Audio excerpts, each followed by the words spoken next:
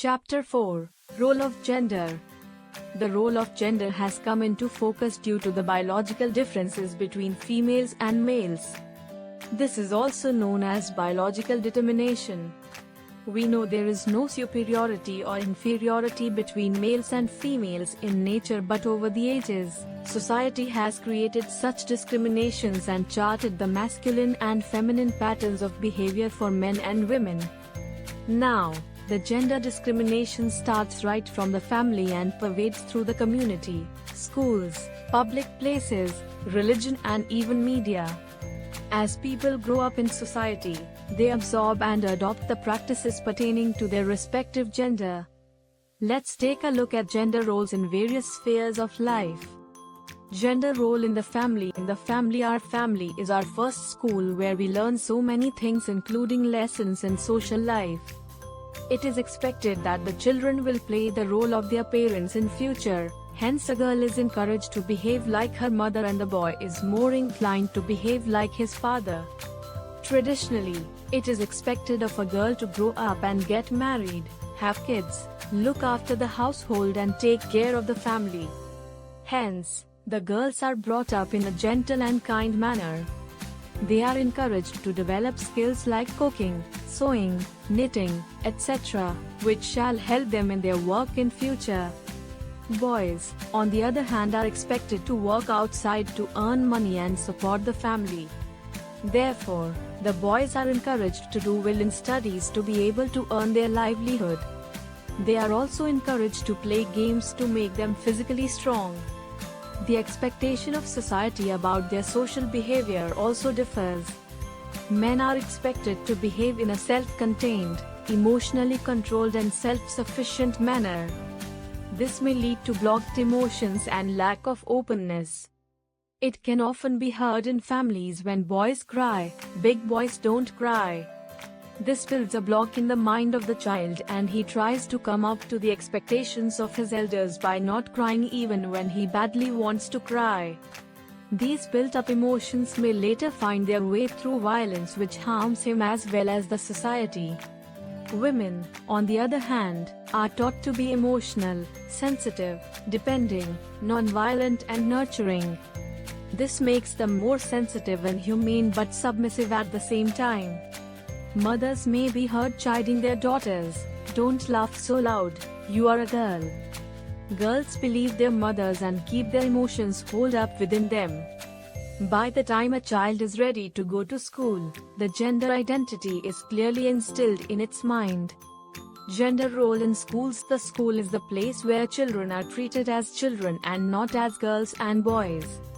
There is no gender bias and they are respected and valued for their talents.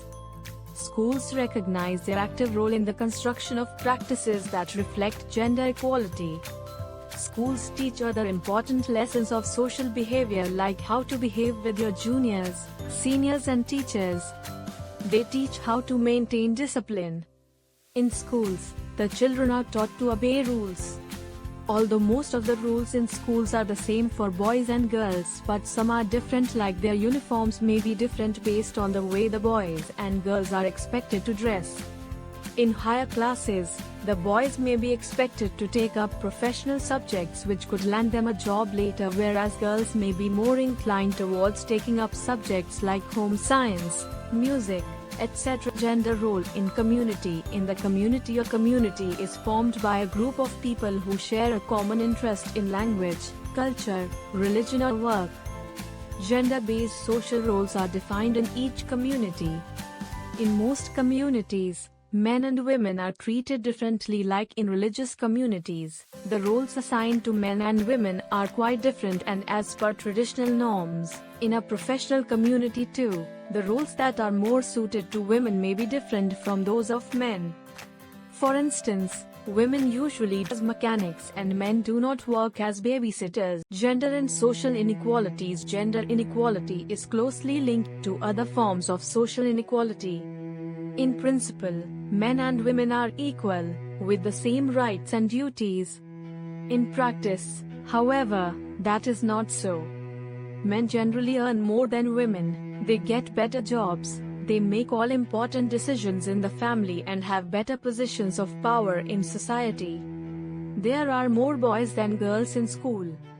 There are many reasons for this. Girls are made to stay at home to do chores or look after younger brothers and sisters. They are also married off early and bear children at a young age.